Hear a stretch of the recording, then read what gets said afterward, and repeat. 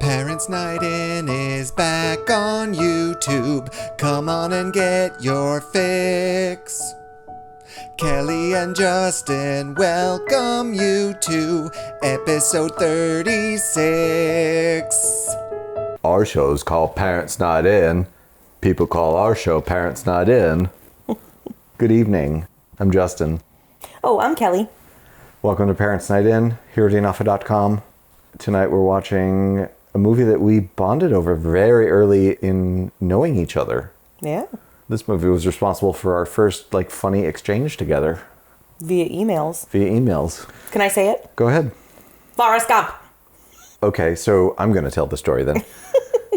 Quick story, very quick. When we worked together, Kelly was the receptionist, and she sent out an email to the entire company saying, this Thursday there's going to be an ice cream social. And you had worked there for a few months by this point. And I already had a huge crush on you, and, I just threw this out there, hoping that you would get it.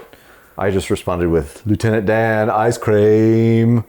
And you said, oh my God, I love that movie. It's so funny. That I love that line, blah, blah, blah. And we went back and forth about that, and I was like, yes. So the door is open. That's actually is an interesting risk, because if it's someone who doesn't watch movies and doesn't get the reference, they're like, what?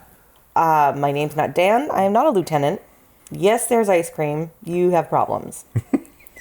Well, if you responded like that, then I would know that it was not meant to be with you. True. No, Lieutenant Dan ice cream has been a refrain in my life for many, many years, long before you brought it up. So that was why it was such oh my God, that's my favorite line too. Yeah. Anyway, we're watching Forrest Gump. Forrest Gump. Did you see this in the theater? Yes, I did. So did I. And I left the theater. I was 15. I left the theater and I was like, that was the greatest thing that's ever happened to me. I loved it. So I saw it with my girlfriend the first time. Ew. And we both loved it. And then I saw it with my parents. But I got a really bad stomach virus or something. No. Halfway through the movie, I started feeling really nauseous, and I had to get up multiple times to go to the bathroom because I thought I was going to throw up. Ooh, and I spent the last half hour on a movie theater bathroom floor trying not to vomit. Aww. It sucked. The next time you saw it, were you like, oh God, I'm a little nauseous now? Did your body have that nausea memory? I didn't have a Pavlovian response to it. Can I tell you something? What? This feather is terrible CG. Yeah. And I did not notice it. It's actually a real feather, but they just captured it and then had it float all over the place using a computer. Right. The CG in this movie is pretty bad. The newsreel clips, when he's inserted into historical footage, it's that doesn't look real at all. Yeah. He's fine, but when they make their mouths move, it looks absurd. Yeah, they clearly took existing footage and then changed the mouth. Right. And even at the time, it didn't look very good. Mm. This is one of those movies that I like probably more than I should. Explain. It's obviously very well made and very well acted, but it's also very kind of manipulative. Yes. In that cheap Hollywood way that, this should not have won Best Picture. It was up against Pulp Fiction and Shawshank Redemption, and it's this movie's clearly not on the same level as those. And I feel like this one ends up being a bit like Titanic in that way, where it's it's a great crowd-pleasing Hollywood movie, but it's not a great film. It's not the kind of movie that I watch to pick apart. I'm not oh, look how lame this is. We'll probably do a little bit of that tonight just because we're going to watch it with a more critical eye than normal. But it's such a feel-good movie. It is well acted. Yeah, I had no problem with him winning Best Actor for it. He was great in it. When I saw it as a 15-year-old who was, really into U.S. history at the time in high school, and I was starting to learn about a lot of these events and stuff, or, learning about them and talking about them again. I was oh, I know what that is. Oh, that's so funny. Oh, wouldn't it be funny if that is how this happened? I just thought it was kind of fun to see a movie character influence all these possible points in history. Yeah. What's fun about this movie is just going through all the periods in U.S. history in the second half of the 20th century. There's a simplistic message of similar to the It's a Wonderful Life thing, one little life can touch so many and one little life can impact things that you wouldn't expect. Right. So this is based on a book, and the guy who wrote the book did not envision anyone close to Tom Hanks as Forrest Gump. You know who he had in mind? No. John Goodman. That's interesting. That would have been a very different movie. Yeah, he's a really good actor and could pull it off. I love John Goodman, and he could totally have done it. Yeah. But Tom Hanks delivered such an amazing performance that he's now forever tied to Forrest Gump. And like, I've never read the book. I'm assuming if I read the book, I would not be able to not picture Tom Hanks. Right. I guess he's less sort of virtuous in the book. He's more... He's not perfect. No, he's a bit more flawed in the book. And he's also like a savant. Like, he's amazing at math. So he ends up being an astronaut for a while. Jeez. And a pro wrestler. Really? Yeah, because he's like big. The teacher was banging his mom because the teacher wanted to kick him out of school. And she was like, he ain't going to a special school. There must be something can be done. And then they had some hey time. Yeah, they did. That's my favorite time. What's vacation mean? What am I drinking, Kelly? Give up? I'm drinking Citizen Cider, the Lake Hopper. It looks like Sprite from here. Yeah, it looks like nothing. What are you drinking? I am drinking vitamin C C4. Vitamin C C4. Right? Howard goes to Hartford and gets a job at WCCC. Bauer goes to Bartford. Bauer goes to Bartford. What else have we seen her in? She's been in a lot of stuff. She was on SNL briefly. I forget her name. Oh. She was in Men in Black. She was Vincent D'Onofrio's wife. Yeah. Sugar water. Surewater. And it was like he put on an agar suit. Seats tighten. Wow, you snobby bitch. Jeez. What? It was okay when the guys did it? No, it wasn't okay when the guys did it, but you expect it from guys because guys are dicks. True. Guys are dicks. Let me take that again. Guys are dicks. I think you got it right the first 2 times. You Did didn't I? really need to say it again. You can sit here if you want. She was such a cute little girl. She was. That's what happened the first time I looked at you. I went, Oh. I was looking a little bit lower. Oh, gross. I'm sorry. People wouldn't let me sit wherever I wanted to at BT either. They said, can't sit here. That's because your name was on your own desk. That's right. It was my boss telling me I couldn't sit in his office. Or on his lap. It's very inappropriate. Whoa. It's very inappropriate, Justin. Whoa. Probably shouldn't sit on your boss's And my lap girlfriend at work. wouldn't let me sit on her lap at the time either because she worked in HR. Yeah, let's not. What? We're not going to go there. Someday when we do the biopic of our lives, you can do that. The biopic of our lives. Is someone going to do a biopic about Parents Night In? Yes, who's going to be you? I haven't decided yet. Who's going to be you? I don't know. Jessica Chastain? Yeah, maybe. That would Ooh, work. I like that casting. That'd be all right. Who would be me? Who's like me but better looking? I mean, there's a lot of guys who are better looking than me, but that's a question I've always had a hard time answering. I think there was a Facebook post a long time ago that was like, who would you cast as like yourself and the people in your life if you were to make a biopic about yourself? And you found like everybody but I found yourself? everybody but me. Yeah. I mean, Christian Bale could pull it off. He can do anything. He can do anything. He can play me. That's how good he is. It's fucking A right. I'd want someone a little younger than me, though, I think. He's older. By how much? Close to 2 years. I mean, think it he's- depends on what part of your life he's playing. I know, but Could he play you as a child? Probably. He's Christian Bale. But that's not the point. could he play you in your 20s? Absolutely. He's Christian Bale. Could he play you if you were like 700 pounds overweight and you had to be Obviously. lifted from a crane to get out of your house? He would gain all that weight. Yeah, he would. That guy's dedicated. He's so wonderful. You know who Such else? a great moment when he kicks the braces off and he's all like triumphant and happy that he can run. You know what they should have done, though? They should have attached him to a fucking crane so he could have outrun a train. Yeah, I think that would have been helpful.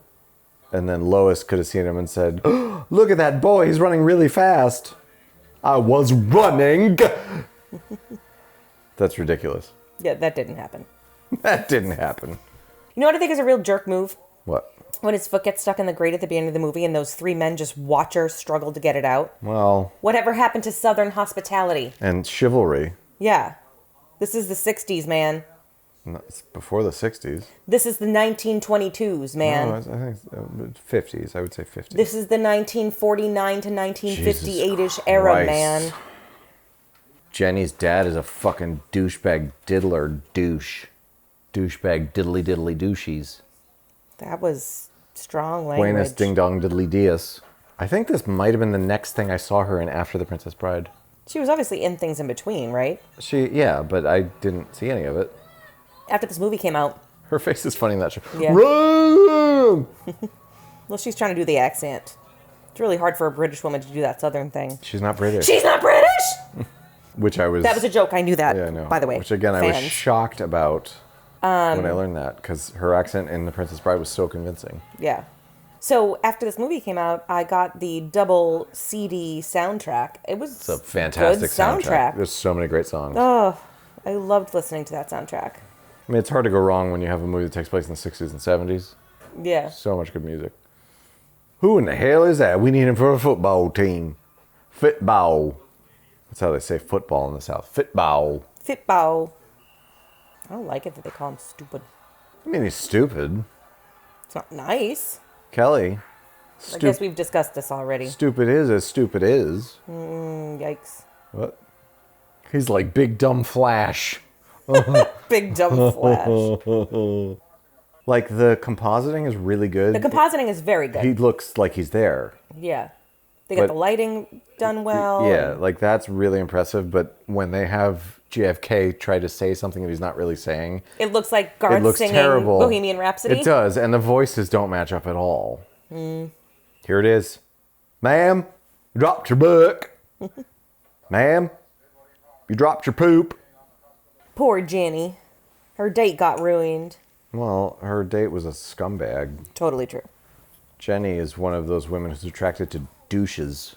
She likes the bad boys. Well, her dad was a bad boy and an abusive asshole, so... Well, she's been through a lot already. They always say that women date their dads. Here it is. John F. Kennedy's clip. I want to go to the White House and have a lot of Dr. Peppers. Not right now, you don't. Oh, God, no. You'd have a lot of McDonald's. Yeah. Like, did they take footage of him actually speaking to make his mouth move like that? I think they did, They but they probably didn't have should the have just exact taken- lines. Like, use No. the lines. Right. They probably should have just taken someone else's mouth that sort of looked like him and recorded them saying the line and just superimposed it into his face. You know what I mean? It would have looked like Midget Apple.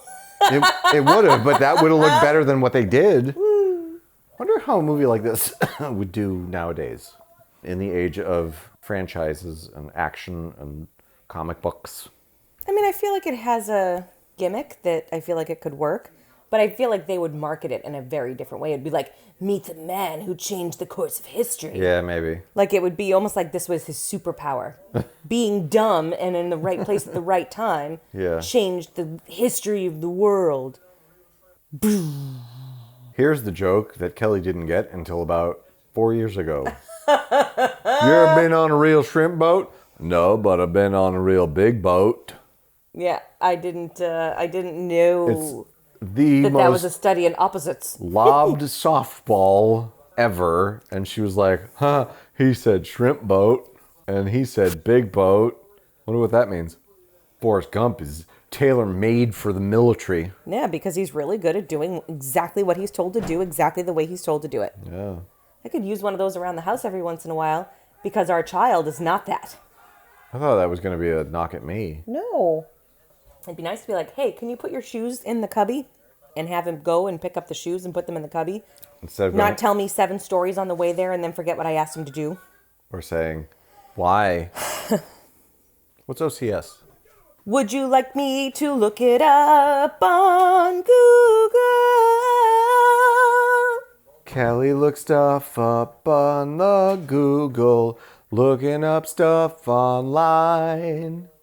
It's Officer Candidate School. I have a feeling Gump wouldn't have made much of an officer. Because as an officer, you have to actually make decisions for yourself instead of being told what to do. Jenny was in Playboy. The luscious Bobby Dylan. And then she was going to be a singer like Joan Baez. She was actually naked for this scene, apparently. And it was apparently very cold in that room. I'm just saying, they had to do a lot of takes. And she was like, can I please put on some clothing? And Robert Zemeckis was like, Jesus. kind of a weird act to put on. You'd think a strip club owner would be like, yeah, no, we don't want you to sing or hold the guitar. We just want you to be up there with no clothes on. Maybe it was a condition of her working there. I know, but he probably would have been like, yeah, no. I don't know, Justin. She's the luscious Bobby Dylan, and she was in Playboy. What are you doing here? Clothes! I need clothes in here! Wow. Ixnay on the condescension there, Jenny. Condescension, eh? It's from Wayne's World. Oh. I love Jenny's you. having a a little bit of a rough patch. She's having a... And as we'll learn, most of Jenny's life is a rough patch. Yeah. I think Jenny has maybe 1 or 2 smooth patches. Don't try to be brave, just run. Well, you know what she just did? Killed. You know what she just did? What?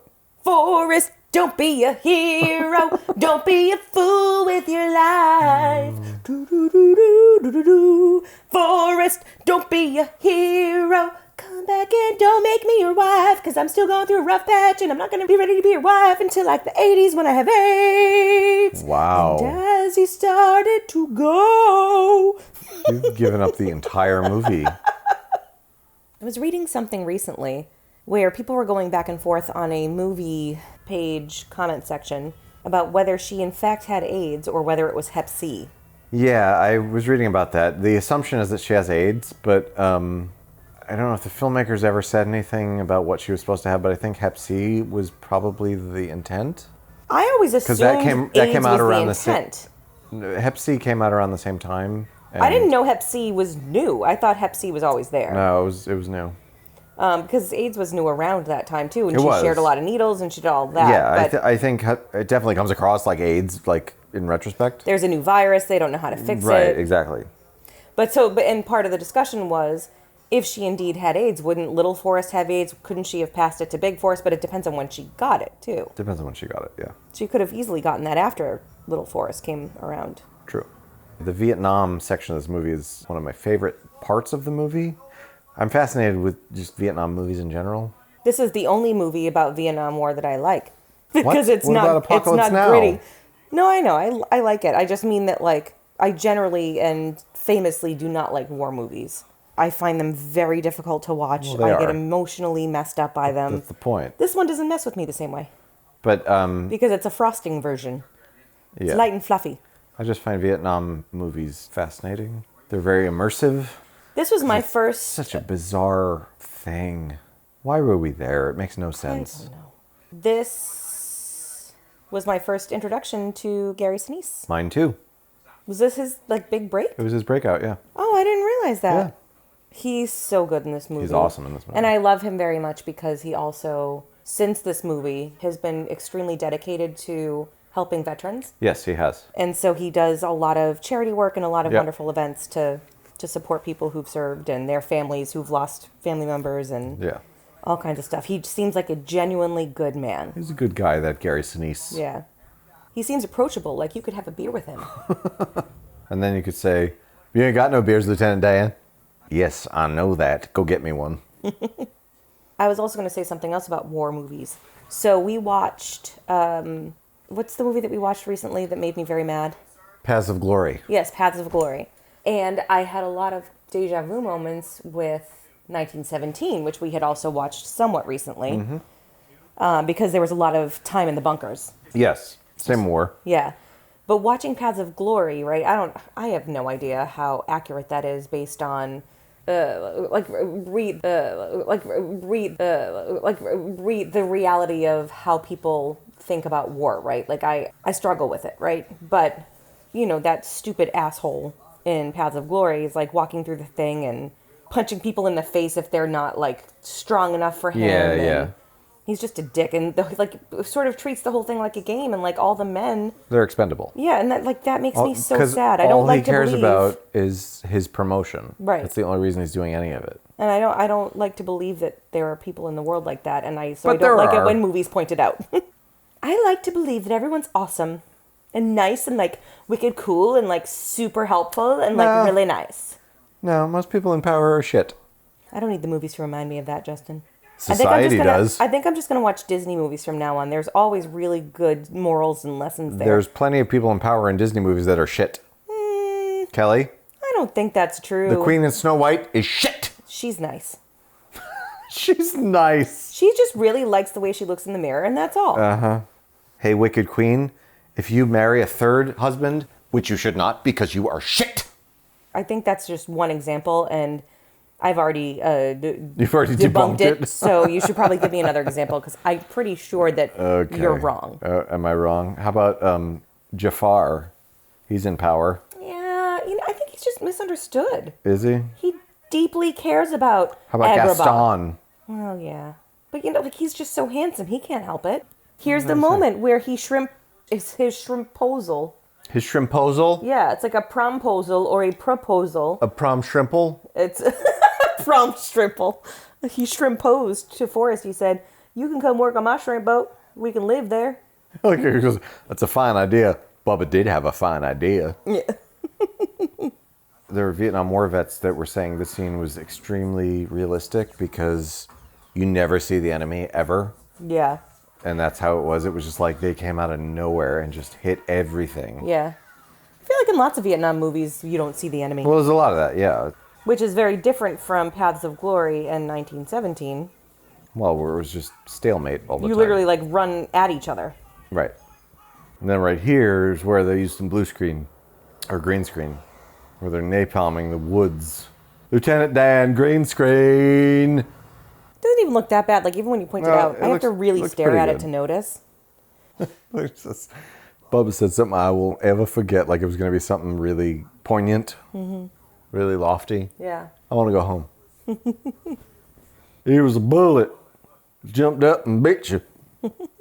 Hey, Kelly, Yeah. that bullet, you mean it bit you? No. No, my butt. Oh, it bit your butt, eh? No. Lieutenant Dan, ice cream. Puts it in the bedpan because that's ultimately where it's going anyway. Yeah, that's a good point. Cut out the middleman. Yeah, he doesn't Am I need right? he doesn't need the calories. Oh. So this right here, at the time, I was like, that It's amazing. is Gary Sinise actually like a cripple? Did they cut his legs off? Because I had never seen Gary Sinise in anything. I was like, is he Yeah. actually missing the bottom half of his legs? Yeah. It was like Pretty awesome It was how they did it. unfathomable to me that that was an effect. Yep. There's every once in a while when I watch this, I look really closely and I'm like, okay, I can kind of see him trying to use There's his a legs couple there. shots where you Yeah. can see it, but But he does a really for the good most job. part, it was pretty amazing. They wrapped his legs in like blue bandages so that they could just blue screen Yeah. the bottom half out. All his letters from Jenny got returned. That bitch. Well, I mean, she's That- not there. Fucking bitch. But like grandma couldn't held on to maybe grandma died. Maybe.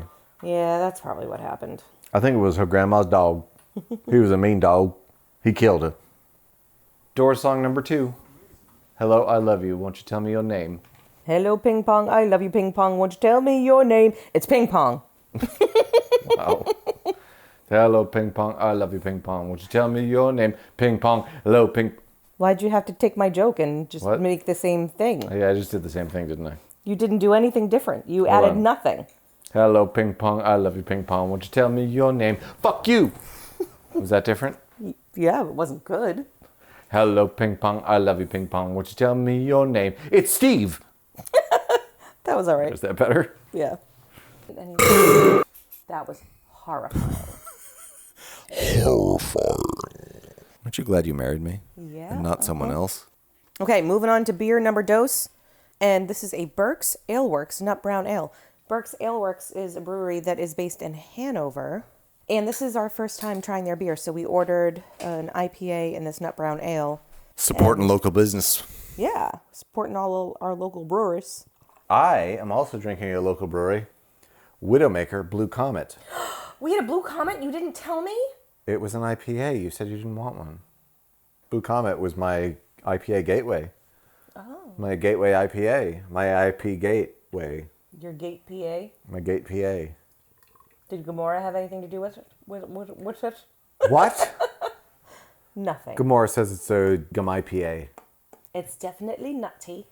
It's nutty. It's got a really... Bit of caramel. Yeah, it's I got a think. bit of caramel. It's like a nice rich flavor. Yeah, it's like a coffee stout except not heavy. Yeah. Pretty good. I don't drink a lot of Guinness, but would you say it's kind of Guinnessy? It's kind of light like a Guinness. Yeah. Yeah. It's rich without being heavy. Yeah. Nice job, Burke's Ale Works. By the way, Works That's is a fun name. spelled W-O-R-K-S, not W-E-R-K-S like you have it on the sign, but I'll let it slide this time. Oh, someone did not spell check. I'm concerned that they've hired a low-rate graphics person. Hey, Burke's Ale Works, you have a typo on your sign. We're kidding. We jest. Honestly, it's good beer. It is good beer. I'm excited when the quarantine is lifted. I'm excited to go and actually visit our local breweries and Yes. like sit and have a Very drink or two. excited to be able to do that again. They would be in 2 other movies together. Which ones, Justin? Apollo 13 And Apollo 14? No. Why? What happened to the other actors from the other 12 Apollo movies? Should they Kelly? Do they change actors every movie? It's not a sequel. It's a prequel. Okay, so what about like Apollo 17? Kelly? What? It's not a prequel either. Oh. He was in Apollo 13 and The Green Mile with Tom Hanks. Oh, it's that one where they rob spaceships. So like there were 13 Sweet guys. Jesus. Yes, it's Ocean's Apollo 13. What was the third one they were in together? Sorry. Green Mile. Oh, right. Yeah. That's a movie that makes me want to cry all the way through. Oh, it's such a good movie. We should record that and just be like, see where I cry because this happens. Mr. Jangles. Oh, God, Mr. Jangles. I'm sad that he didn't put on a dress and sing, Mr. Jangles! The last mile is green. No! If you haven't seen The Fisher King, that's what we're referencing there. Michael Jeter. Yeah, Michael Jeter. And he plays this hilarious, like, sort of drag queen crazy person. He's like a homeless guy, except he also loves doing show tunes. Yeah, he's a homeless guy who loves doing show tunes. And so then he shows up at this woman's work dressed as a woman, but with a full-on, really thick 80s mustache, and sings like Ethel Merman. Everything's coming up video! Lydia! I had a dream! We sing like that a lot in our house. We do. We love Ethel Merman's comedic Dulcet stylings. tones. Her comedic stylings. Because that's really what they are, is comedy. Yeah, but it wasn't intended that way. I know it wasn't, but it's fucking funny. So it bugged me that this movie kind of made the anti-war protesters look like antagonists. Yeah. Like, they were right. They were right. But they kind of They kind of make them look like dicks. And clowns. Yeah. Like, if it wasn't a jerk, it was a clown. Like, Yeah. there was no in between. Right. And that And bothered that's me. very not true. Right. Like, they're either hippies who are there to get high, or people who just are trying to put on a show. And like bullies and Yeah. shit. Like, stop it. Not only that, then veterans were coming home and getting shit on. They were getting shit on, and partly by the anti-war protesters, which... It's not their fault, all of them. Some of them got drafted, and not everybody can dodge the draft. I totally agree with that. And protesters were wrong to shit on soldiers, Yeah. but... That part always makes me mad whenever I've learned about this in history, I'm like, how did that happen? Right. To people who served the But country. Like, they I were- will never understand They were how right anyone to could be do that. protesting the war. Yes, but it's not their fault. They didn't choose that. I'm not saying it's their fault. I'm just saying, like, the way the anti-war protesters are portrayed in this movie bothered me. Yes. And they make the Black Panthers look like assholes, Yeah, too. I didn't like what they did there either. Yeah, that bothers me. Well, it made it seem like she just, joined the Black Panthers because she liked the abuse. And then she was with that boy because she liked the abuse. Right. Like, they were a little heavy-handed with her path a little bit in that way, I think. Right. But I agree. I don't agree with the light that they put the Black Panthers in. Yeah. Like, I feel like the Black Panthers did not walk around screaming in everyone's face. No, they didn't. Like, during a speech? Maybe. But, like, they were right to be pissed off. Yeah. And, like, this anti-war guy is beating the shit out of Jenny. Like, He slaps Jenny, but when Forrest jumps in, he's the one that's, like, in trouble. right, yeah. It's an unnecessary part of the movie, like, to make this anti-war guy that Jenny's hooked up with also an abusive douchebag. Yeah. Like, those protesters are doing their thing. They're just quiet. They got the candles. Those are more indicative of actual protesters. Yeah. I want you to have this. I got it just by doing what you told me to. Jesus. Also, Greenbow, Alabama. It's not a real place. Oh, it's not? Not real. But you know what is real? Biola Battery. Yeah, Biola. Hold on. You know what is real? Is real. That's crazy that, like, pro ping pong players stand, like, 15 feet away from the table. Yeah. It's basically like midget tennis. Midget tennis? But with giants. Wow.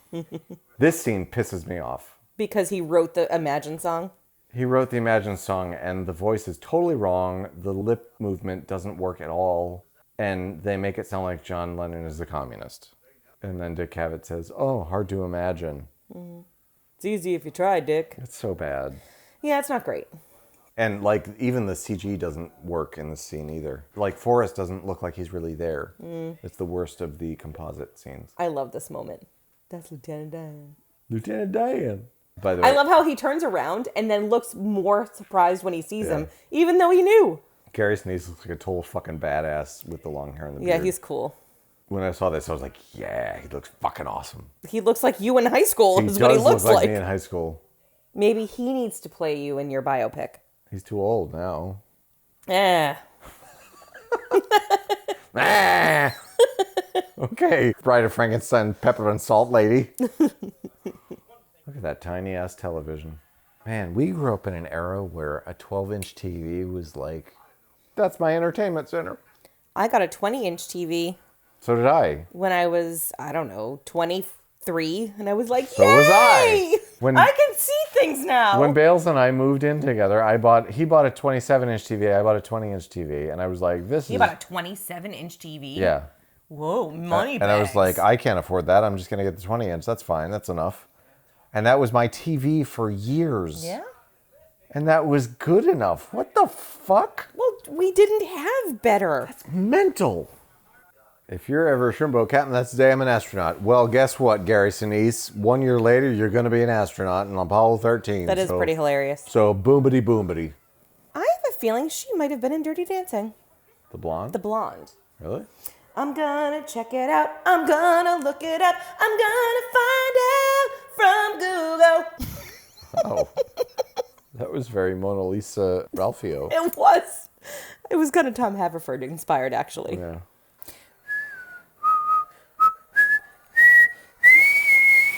Yeah. What? Did I do it wrong? What did you do? Oh, man. I'm whistling. I feel very bad for Lieutenant Dan. I love the line where he says, because he didn't have no legs, he spent most of his time exercising his arms.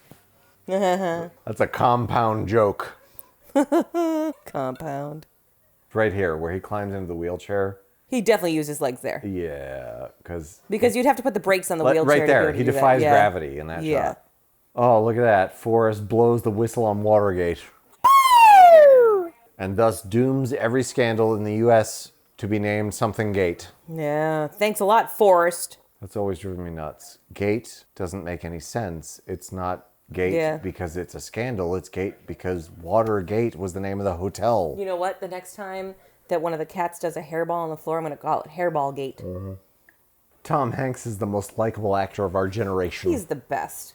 America's sweetheart. He's America's dad. America's dad. Hanks. He signs all his tweets. H-A-N-X. Hanks. He should sign them all T-H-A-N-X. Ah, Thanks. T. Hanks. God damn it. It works on both levels, Justin. T. Hanks and thanks. Yep. Come on, Tom. So he's driving his boat one day, and he sees something off in the distance. What is it? Oh my God, it's It's Lieutenant Lieutenant Dan. Dan! Hey, Lieutenant Dan! It was very loud. It was very Hey, Lieutenant Dan! I also love it because he jumps just off jumps the boat. off the The boat boat crashes into a dock. Yeah. Anytime Justin tells me anything that I already know, I grit my teeth and I say, yes, I know that. That's maybe the best exchange in the whole movie. Yep. You ain't got no legs, Lieutenant Dan. Yes, I know that. Where are we going to find them? He prayed and it didn't help. Oh, shit. Lieutenant Dan's going to need to insult God. Yep. Lieutenant Dan has to brave God and survive it. That's right. And God says, you know what, Lieutenant Dan? You're all right. You're a tough son of a bitch. Can I ask you a question, though? Do you have to use so many cuss words? But Forrest, right? Forrest is a good man. Yeah. He didn't deserve shrimp. You know what it is? God had to test them both. God likes a challenge. Forrest is too easy. I like it because I also think it's the moment where his life turns around, where he's like, Yeah. okay, Forrest saved me, so he screwed me out of my death. And then God, chose not to take me, so I'm pretty sure I'm going to have to do something with this shit that I'm left with. He gains a sense of self-worth. Right. He's like, okay, clearly I'm meant to be here for some reason. I like how his solution for everything is just jump off Jump the in the boat and river. swim. He ran from the airport, Justin. That's a long The airport. ways. He ran from the airport when he could have taken a surfboard. Surfboard. Oh my God, it's his childhood doctor. same Oh, doctor. call back. Wah. You know what bothers me about her bed? It looks like it's a cardboard box. It does. It looks so stiff. That poor woman probably died of bad bed. That poor woman probably died of scoliosis. That's how I feel about money, too. I've never really had much money in my life, but when I actually have it, it's like, that's good. One less thing to worry about. Yeah. It's great. Sing it. That's one less thing to worry about. That's one less thing to worry about. I got money. If you were a gazillionaire and you didn't need money, what would you do for free? Make a movie. No, for other people. Make a movie. No, okay. What do you mean? For other people? Well, I just meant like he cut the grass for those people because he liked to Yeah. do it, and he didn't need the money, so he did a job for free. Yeah, I know. If you're good at something, never do it for free. Your answer's fine. It's fine. It does employ a lot of people. Yeah, it does. I would make a movie and employ a lot of people, and I'd be like, I don't need a salary for this. What would you do? I always liked this little suite in the music. What would you do? I was listening to the music, dum. Answer the question you asked. I'm trying to think. I would do something to help kids that were in need. Either educationally focused or... Edumacationally? Mm-hmm. Oh. Or like basic needs kind of stuff. If I had the money to just, like, donate, I would donate to education. Yeah. Definitely. I would donate to that and, like, the MSPCA. Edumacation and animals. They have happened upon her old house. Her old hizzy. What a terrible hizzy that was. Hizzy? It was a terrible hizzy. It's a hizzy. No, hizzy. Oh, no. It's a terrible hizzy, and she's about to lose her shizzy. Yeah. Hey, Jenny. She really needed to break a window. If she was Mary Hatch, she would have done it on the first throw. She would have. Yeah, Mary Hatch was a hell of a thrower. Yeah, well. Hey, Jenny, did you want to buy that house? That seems like you could have aimed higher, both figuratively and literally. I don't think she wants that house.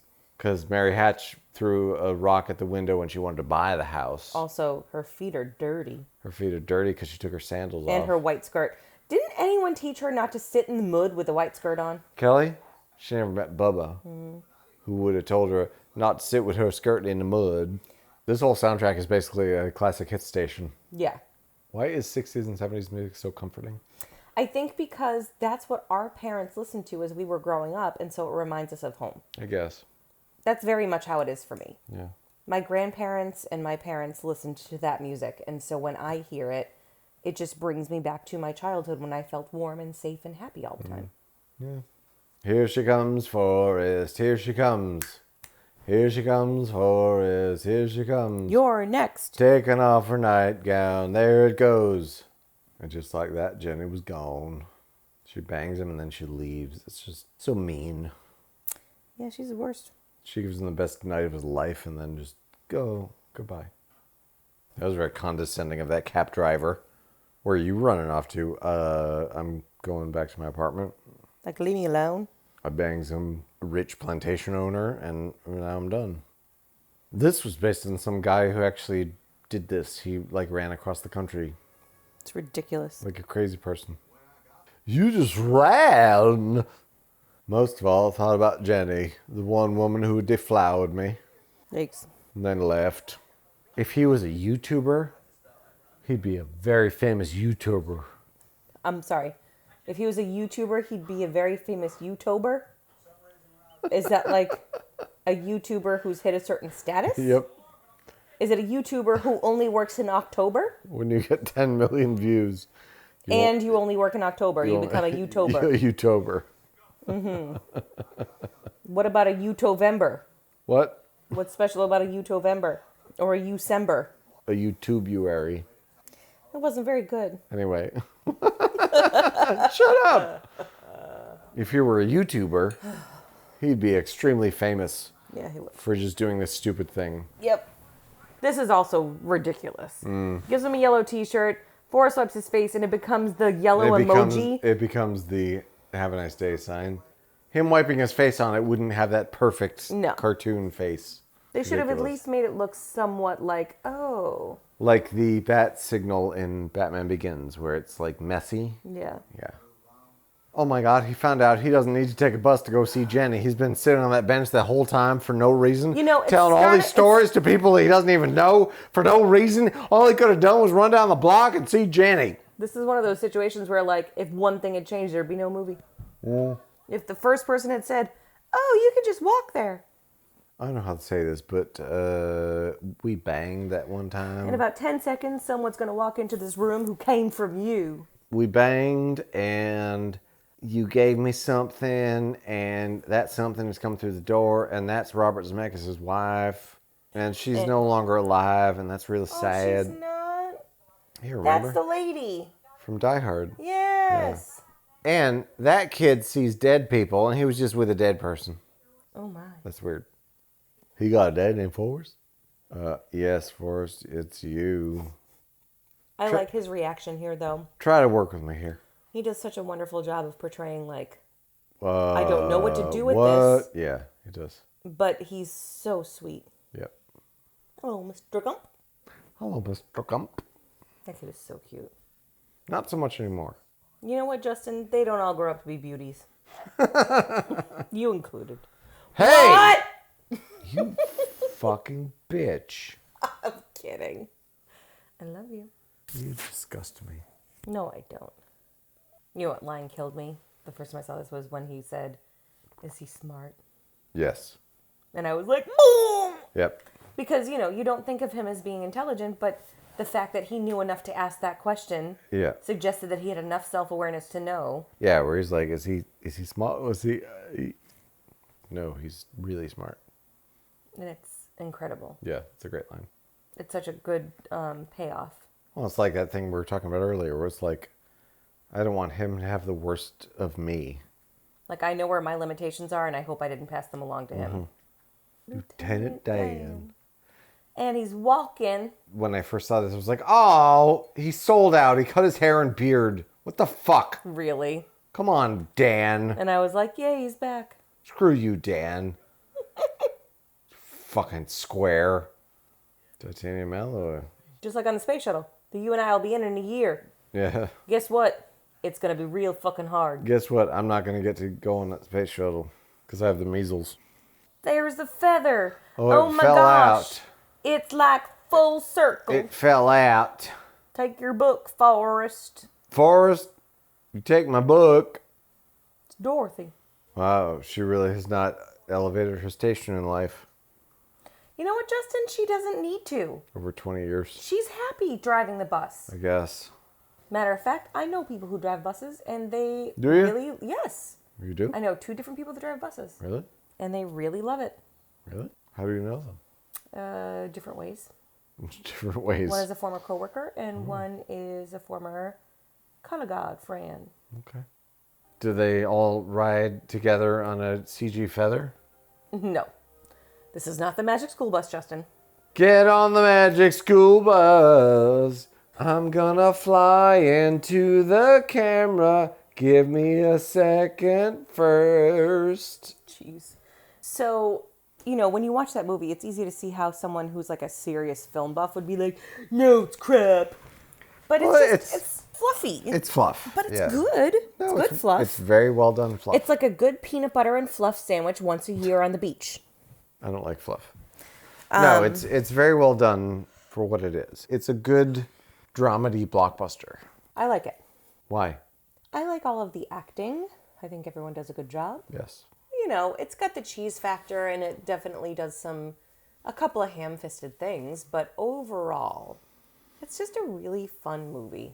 The music's great, the acting's great, the story's fun. It's one of those movies that's like, from every filmmaking perspective, it's well done. Mm-hmm. It's a popcorn movie that somehow snuck past the Academy as like an Oscar movie. You know why?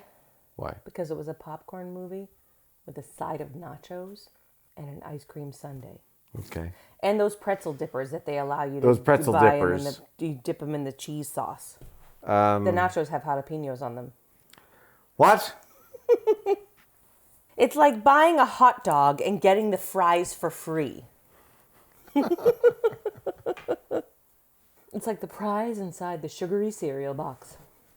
Dig and dig and dig, and it's a lot of hard work. It's kind of great. And then you're like, I could have bought a toy. Remember wacky wall crawlers? No. You don't? Yes. You didn't have a lot of sugar. Wait, Yes. The things you threw against the wall that would Yeah. like roll down the wall. Yes, I remember those. They were so gross. So it's like when you go to a 5-star restaurant and you're like, what's for dessert? What's on the dessert menu tonight? And they're like, we have a special dessert menu.